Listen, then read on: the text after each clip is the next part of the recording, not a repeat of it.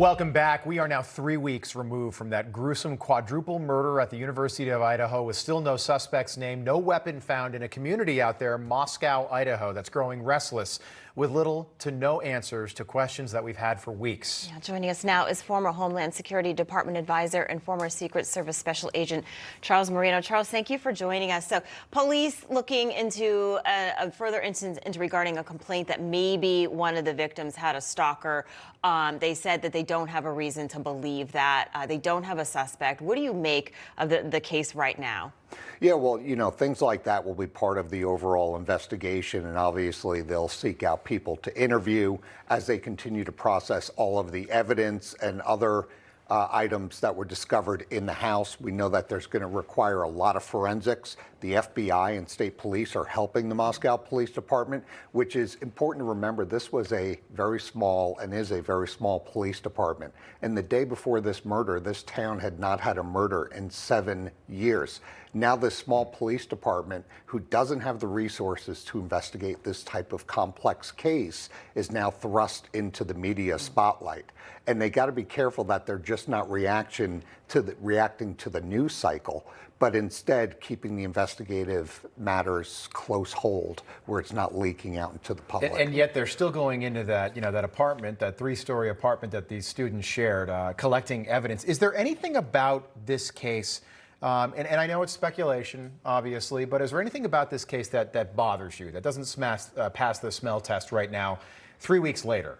Yeah, the one thing that I didn't like is I think, again, the local police department, knowing their limitations, there should have been inclusion of the state police and a request to the FBI a lot sooner in the investigation when it's still fresh, immediately after the incident took place. But, other than that, the fact that we see them going in and out of the house could be for a number of reasons. It could be seeking additional evidence. It can be retracing steps to kind of tie it together with possible motives. We don't have a lot of information here, and the motives, that list is as long as a mile right now. So no suspect, no murder weapon, and a whole host of motives that's going to drive the high number of interviews we see already being conducted.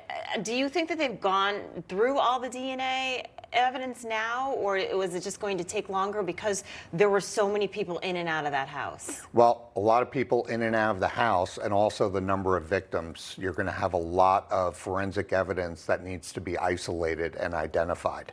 So with the resources of the FBI, both at their headquarters and down at Quantico, they will ultimately get those answers. Is it all done right now? I couldn't say. Right. I would say likely not, especially since they're going in and out of the house to search for additional clues. Yeah, and the elephant in the room is this a serial killer? Is this somebody that's gonna try to do this again?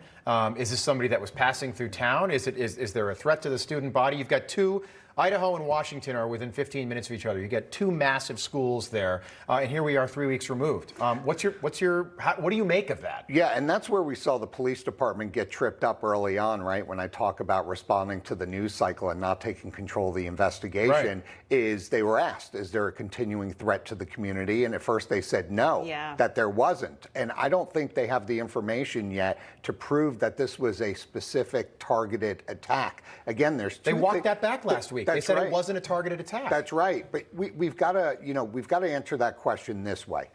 The house was targeted. The question is, were the victims specifically targeted, or were they targets of opportunity? And if they weren't targets of opportunity because they were in that house and they were targeted specifically, was there a primary target and the rest of the victims were murdered because they were in close proximity? So there's a lot of questions there regarding the targeting question. Well, and I think to bring up the targeting question, this was not a shooting. It doesn't appear. They said they didn't think there was any sexual assault. This was a horrific, brutal murder. A lot of rage there, not only to attack one person, but 3 others. Yeah. The other thing is we also haven't heard if anything was taken from the home, which is interesting. So we don't know if this was some type of a home invasion, for example, or burglary that was interrupted.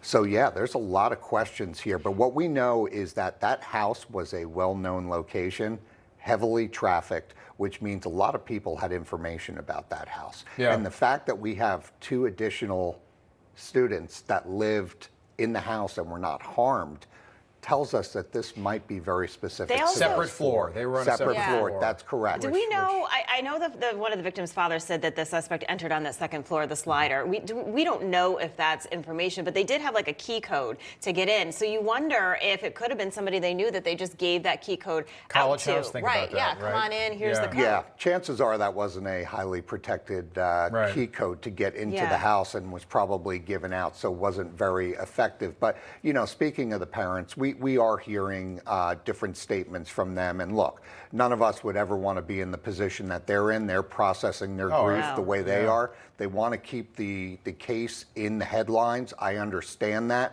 But we've got to give some faith here to law enforcement. You've got great law enforcement agencies involved. The FBI is the best in the world at this. They've got the experience. They've got the resources. Let's trust. We know the investigation's ongoing. Right. And hopefully they're going to get a break, whether it's from a tip or forensics, to Yeah. break this case We open. hope they'll get answers soon because those poor parents, they need to know. Charles Marino, thank you so much for joining us. Good to see you, Appreciate Charles. it. Thank Thank you. you. Likewise. Yeah, and still